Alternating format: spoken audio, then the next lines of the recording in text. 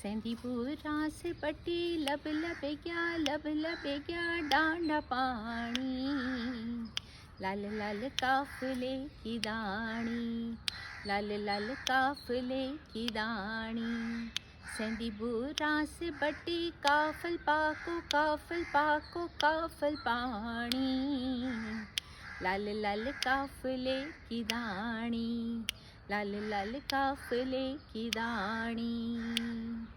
काफल पाको जेठा मैना, काफल पाको जेठा मैना।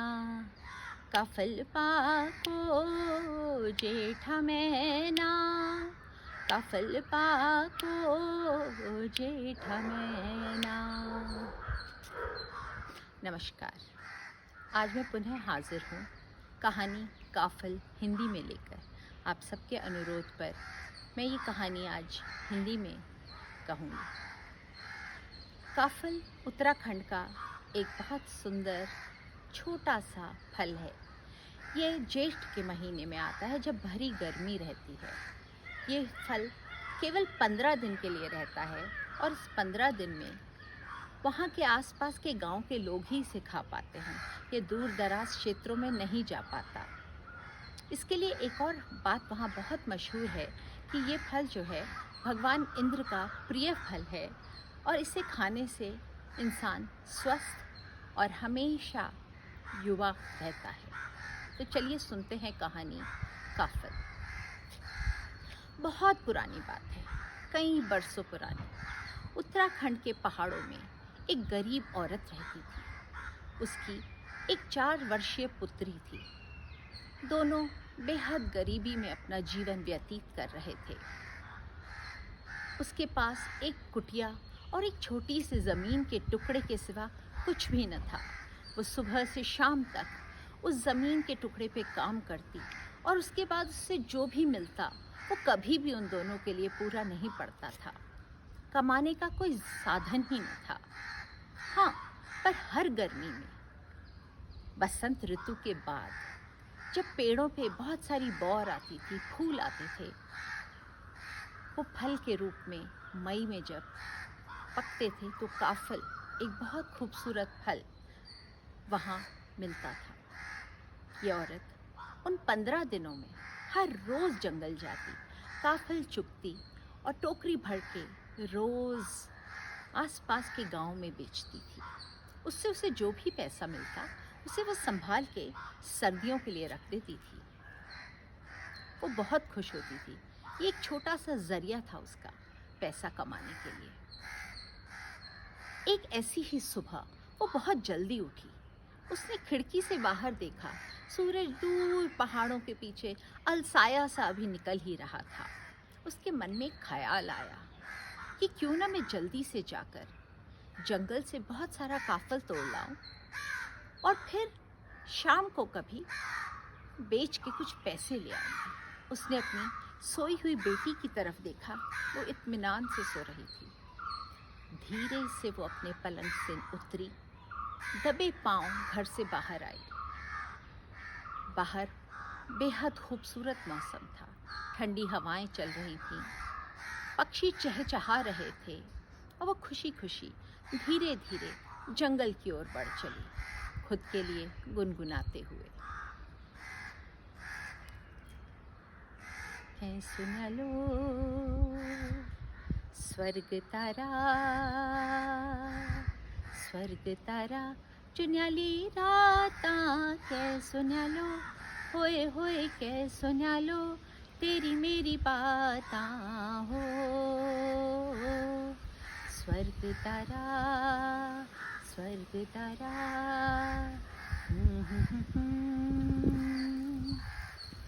गाते गाते वो जंगल तक पहुंच गई। वहां उसने काफल के पेड़ों से ढेर सारे काफल तोड़े और अपनी टोकरी भर के खुशी खुशी वापस अपने घर की ओर बढ़ चली।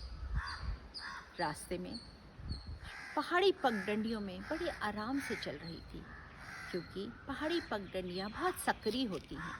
चारों तरफ पेड़ों के पतले पतले पत्ते जो कि बहुत फिसलने होते हैं, उन पे ध्यान देके चलना पड़ा।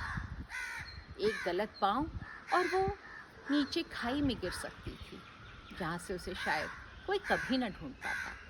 इसलिए वो आराम आराम से अपने गांव की ओर चल दी। घर पहुंची तो सीधे अपने मवेशियों के तबेले में गई। देखा कि उनके पास खाना, घास आदि नहीं है। फिर वो अंदर गई, अपने दिन का थोड़ा काम किया, कुछ नाश्ता बनाया, दूध बनाकर सीधा अपनी बिटिया को उठाने चल दी। अपनी बेटी को उठाया तो बिटिया ने उठ के प्यार से उसको मुस्कुरा के गले से लगा लिया। माँ ने उसको थोड़ा नाश्ता दिया, दूध दिया और फिर एक हिदायत दी, बेटा मैं खेत में जा रही हूँ जानवरों के लिए घास लेने, तुम घर के अंदर ही रहना और या फिर बाहर भी जाओ तो घर के आसपास रहना, कहीं दूर मत जाना। और एक बात और, ये जो मैं काफल लाई हूँ ना, इसे मत खाना। शाम को आके मैं तुम्हें एक हाथ भर के काफल दूंगी, तब तुम खाना। मेरी बात का ध्यान रखना। बिटिया मुस्कुराई और उसने अपनी माँ को जाने की अनुमति दी। माँ के जाते ही बिटिया खुशी खुशी पूरे घर में खेलने लगी। कभी वो अंदर खेलती, कभी घर के बाहर जाती, तितलियों के साथ भागती, तो कभी फूलों से बातें करती। घर के अंदर आती तो कभी अपने कपड़े की गुड़िया से खेलती, तो घर के पुराने जो बर्तन रहते हैं उन सब से खेलती। पर एक बात वो कभी नहीं भूलती थी, तो थोड़ी थोड़ी देर बाद उस काफल की टोकरी के पास जाती, उसका कपड़ा हटा के एक गहरी सांस लेके उसकी खुशबू को सूंघती। पर उसने कभी खाया नहीं, क्योंकि उसे पता था उसकी माँ शाम को आके उसको काफल ज़रूर देगी। अब बहुत देर हो चुकी थी, सूरज सर पे आ गया था। वो थक चुकी थी खेल खेल कर अकेले। उसने छोटी सी बच्ची ने एक अंगड़ाई ली और वहीं काफल के पास सो गई। बाहर गांव में उस महिला ने बहुत सारा घास काटा, उसको बांधा और अपने सर पे लेके धीरे धीरे अपने घर की ओर चल दी। सूरज सर पे आ गया था, बहुत तेज गर्मी थी, पूरा पसीना उसके चेहरे से बह रहा था, पर उसे अपनी बच्ची और अपने जानवरों की बहुत चिंता थी। वो सीधा तबेले में गई, जानवर को घास दिया, कुछ पानी रखा और फिर अपनी बिटिया के पास चल पड़ी। अभी उसने घर के आंगन में कदम ही रखा था कि उसने देखा कि उसकी बिटिया काफल के पास सो रही है। पता नहीं क्यों, पर अचानक से उसको एक ख्याल आया और उसने काफल पर से कपड़ा हटाया। अरे, काफल तो एक चौथाई कोई खा चुका था। गुस्से में उसे कुछ नहीं सूझा, कोई सीमा नहीं रही उसके गुस्से की। उसने बहुत जोर से एक मुक्का अपनी बेटी की पीठ पे मारा जो सो रही थी। नींद में कराह कर उस बिटिया ने दम तोड़ दिया। माँ को इस बात का जरा भी एहसास नहीं हुआ। वो चिल्लाती रही, गुस्से में कहती रही, कितनी बार मना किया है, मेरी बात तुम सुनती नहीं हो, कहा था काफल मत खाना। यूं ही बुड़बुड़ाती रही बहुत देर तक गुस्से में। जब तक उसे होश आया, उसने देखा बिटिया तो हिल ही नहीं रही। उसने उसे बहुत जोर से हिलाया, बिटिया न हिली।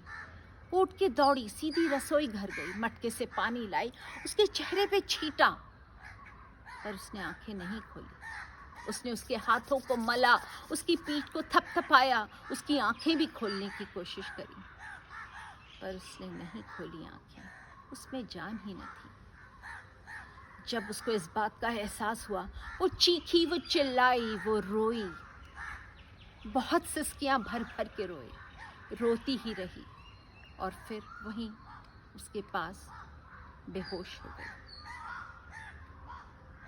बाहर शाम हो चली थी, सूरज दूर पहाड़ियों के पीछे अलसाया सा डूब रहा था।